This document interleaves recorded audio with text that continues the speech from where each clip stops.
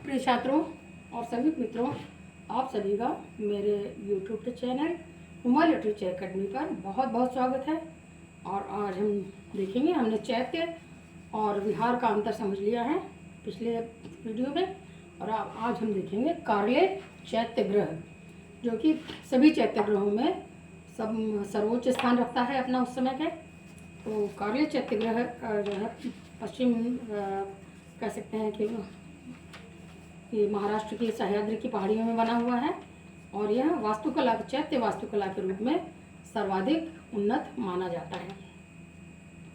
कार्ले चैत्य ग्रह के सामने दो ऊंचे चतुर्मुख स्तंभ हैं, जिनके ऊपर सिंह मूर्तियां बनी हुई हैं।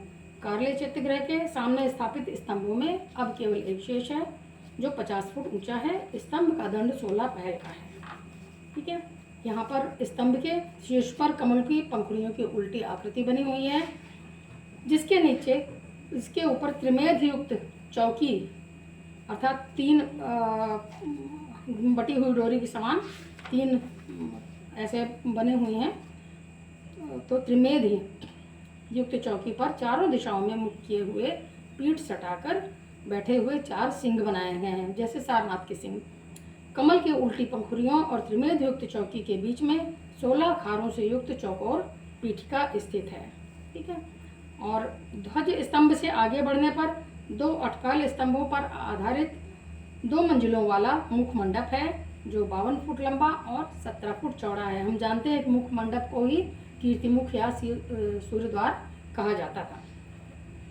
चैत्य ग्रह के अंदर वाले महामंडप और प्रदक्षिणा पथों में प्रविष्ट होने के लिए इसी मुख मंडप से होकर जाना पड़ता है। इसके पीछे की दीवार में विशालकाय मिथुन मूर्तियां एवं दोनों ओर हाथियों की मूर्तियां अंकित हैं।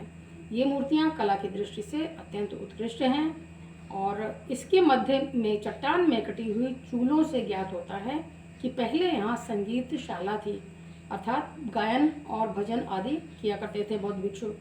इसी संगीतशाला का विकसित रूप एलोरा के कैलाश मंदिर का नंदी मंडप है। मुख मंडप की पिछली दीवार के ऊपरी तल्ले में कीर्तिमुख या सूर्य द्वार है, तथा निचले तल्ले में 3 प्रवेश द्वार हैं। ठीक है, तो हम जैसा कि जानते हैं कि भारतीय वास्तुशिल्प में कीर्तिमुख की कल्पना विशेष महत्वपूर्ण है। इस गवाक्ष की या खिड़की की उपयोगिता असंदिग्ध है। चैत्य के निर्माण के समय चट्टानों के ढोके और मिट्टी आदि को फेंकने में इसका उपयोग होता था, और बाद में चैत्य के महामंडप में सूर्य रश्मियों अर्थात सूरज की किरणों के प्रकाश और स्वच्छ वायु के प्रवेश हेतु तो इसका महत्वपूर्ण स्थान था, या इसका बहुत महत्व था। कार्ले का कीर्तिमुख प्रकाश और वायु की व्यवस्था की दृष्टि से अनुपम है। पर्सी ब्राउन ने इसकी प्रशंसा करते हुए लिखा है कि प्रकाश का ऐसा सुप्रभाव अन्यत्र देखना कठिन है, जो कार्ले के सूर्य द्वारों से विशिष्ट ढंग से छनकर फैलने वाले प्रकाश से बने हुए शुभ्र और स्वच्छ वातावरण से अधिक सौम्य थे। कीर्तिमुख घोड़े की नाल या अर्धचंद्राकृति था, जिसके ऊपरी भाग में स्तूपिका जैसा कटाव था। हैवल ने इसे पीपल के पत्ते की आकृति बताया है। संपूर्ण कीर्तिमुख के अंदर काष्ठ शिल्प का एक जंगला सा बना है, जिसमें अर्धचंद्राकृति के कई कमाचे लगे हुए हैं। इस कीर्तिमुख के आकार में शिल्पकारों का यह उद्देश्य था कि इस सूर्य द्वार के माध्यम से चैत्य ग्रह के अंदर सभी भागों में सूर्य का तीव्र प्रकाश समविभक्त और संशोधित होकर फैल जाए। प्रकाश बाहरी आवरण से छनकर सूर्य द्वार से जड़ी लकड़ी की झिंझरी से लेकर होकर खिड़की की उतरन से होते हुए धीरे से स्तूप तक फैल जाता है। अंदर के अंधकार के साथ मिलकर सूर्य के प्रकाश की एक सुंदर जाली सी बन जाती है। छाया और आतप के मिले जुले इस छीने आवरण से आवृत स्तूप शांति और अध्यात्म का प्रतीक जैसा लगता है। ठीक है, अब 3 प्रवेश द्वारों पर आते हैं। कीर्तिमुख के बाद 3 प्रवेश द्वार हैं। इनमें मध्य के द्वार से महामंडप में तथा दाएं बाएं के प्रवेश द्वार से प्रदक्षिणा पथ में जाने का मार्ग होता है। इसका भीतरी मंडप अत्यंत विशाल है, जिसकी लंबाई 124 फुट तथा चौड़ाई 45.5 फुट है। मंडप के अंतिम सिरे पर अर्धवृत्ताकार भाग में एक स्तूप है, जिसकी चौकी 2 भागों में विभाजित है। चौकी के ऊपरी भाग पर वेदिका अलंकरण की गोट है। चौकी के ऊपर स्तूप का अंडभाग तथा उसके ऊपर चौकोर वेदिका से घिरी हुई हर्मिका है। हर्मिका के ऊपर यष्टि और छत्र है। यहाँ पर ध्यान देने की बात यह है कि जहाँ जैसे स्तूप में वेदिकाएं स्वतंत्र रूप से अलग से खड़ी होकर, जैसे वेदिका अर्थात रेलिंग कह सकते हैं या बाउंड्री वॉल कह सकते हैं, उसको बनाई जाती थी, तो यहाँ पर वेदिका का सिर्फ अलंकरण पत्थर में कर दिया गया है। वेदिका नहीं बनी है, बल्कि वेदिका के अलंकरण से ही ज्ञात होता है कि वेदिका बनी हुई है, उसका चित्र खींच दिया गया है। इस महामंडप में दोनों ओर 10 फुट चौड़ा प्रदक्षिणा पथ है। महामंडप और प्रदक्षिणा पथ को स्तंभ पंक्ति से अलग किया गया है। संपूर्ण महामंडप में 37 स्तंभ हैं, जिनमें 15-15 स्तंभ दोनों ओर तथा 7 स्तंभ स्तूप के पीछे अर्धवृत्ताकार भाग में स्थित हैं।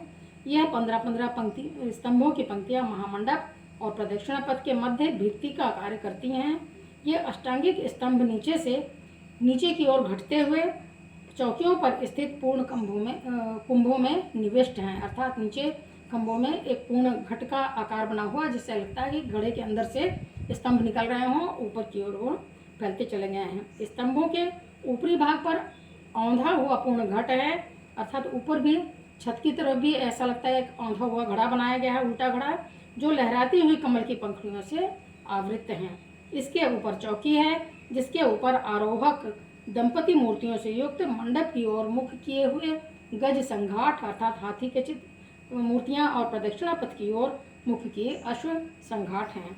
कुछ स्तंभों पर दंपति मूर्तियों में केवल 2 स्त्रियां अंकित हैं। अब इन स्तंभों के ऊपर गज पृष्ठाकृति छत है, जिसके निचले किनारे कुछ झुके हुए हैं। छत की ऊंचाई भूमितल से 45 फुट है। छत के नीचे लकड़ी की बड़ी बड़ी धन्नियां चट्टानों में चूल काटकर फंसाई गई हैं। इन धन्नियों की छत में कोई उपयोगिता नहीं थी। इनमें केवल काष्ठशिल्प चैत्यों की परंपरा के अनुकरण का बोध कराता है। साथ ही यह भी प्रकट होता है कि प्राचीन काल में काष्ठ के भी ऐसे विशाल चैत्यगृह बनाए जाते रहे होंगे। ऐसा प्रतीत होता है कि धन्नियों पर कभी रंग भी किया जाता रहा होगा।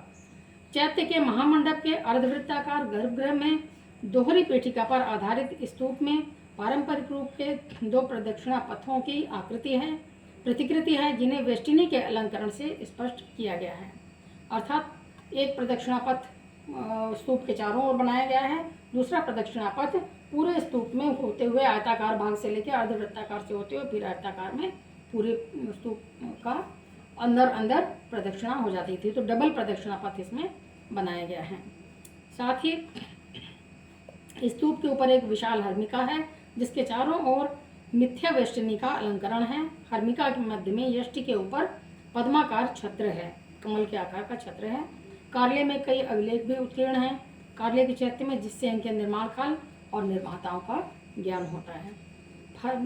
इसमें एक अभिलेख में दीनिक के पुत्र और नहपान के दामाद उशवदात का उल्लेख है, और नहपान और उशवदात का उल्लेख नासिक और जुन्नार में भी 40 और 42 की तिथियों के साथ भी मिलता है।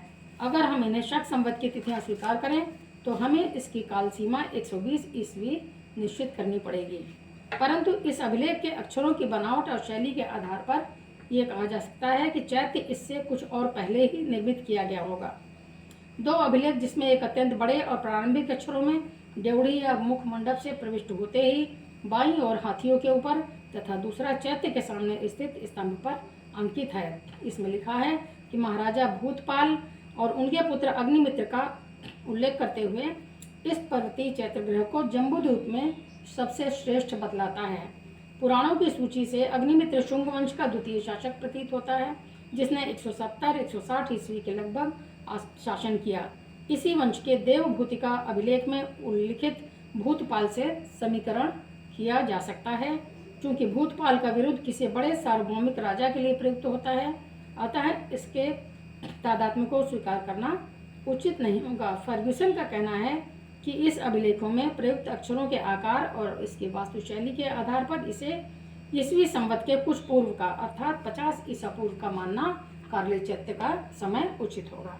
अब हम इनकी विशेषताएं देख लेते हैं। तो पहली विशेषता है चैत्य ग्रह के सामने चतुर्मुख दर्शन वाले 16 पहल वाले 2 स्तंभ है, जिनमें से एक स्तंभ अब शेष है।